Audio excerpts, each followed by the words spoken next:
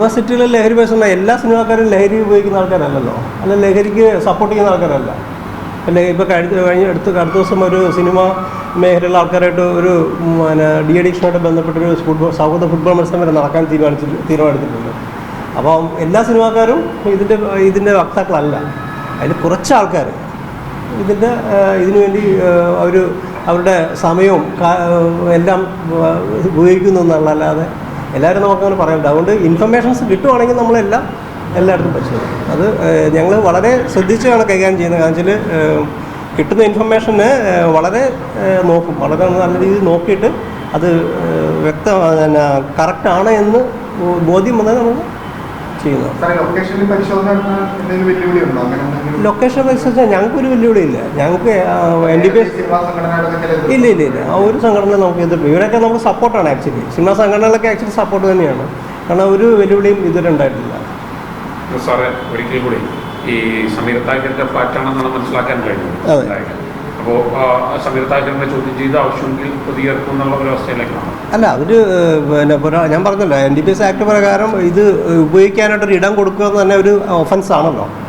അപ്പോൾ നമ്മൾ അയാളെ നോട്ടീസ് അയച്ച് വിളിച്ച് വരുത്തിയതിന് ശേഷം നമ്മൾ നടപടി ചെയ്യും.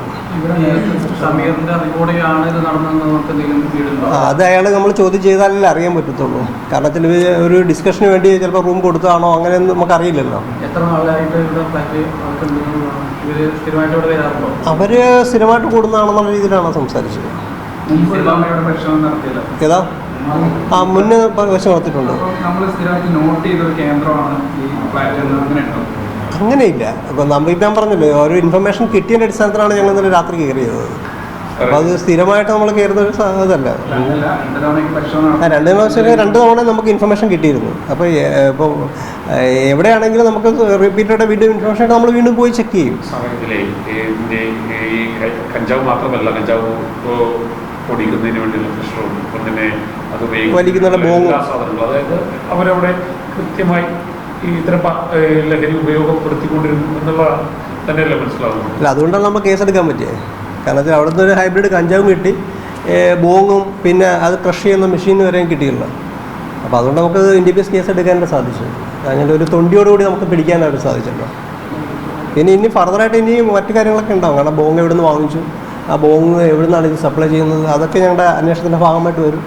അത് സീസ് ചെയ്യപ്പെടും. ഇനി അത് എവിടെ നിന്ന് ഏത് കടകളിൽ നിന്നാണ് വിൽക്കുന്നത്, അതൊക്കെ നമ്മൾ സീസ്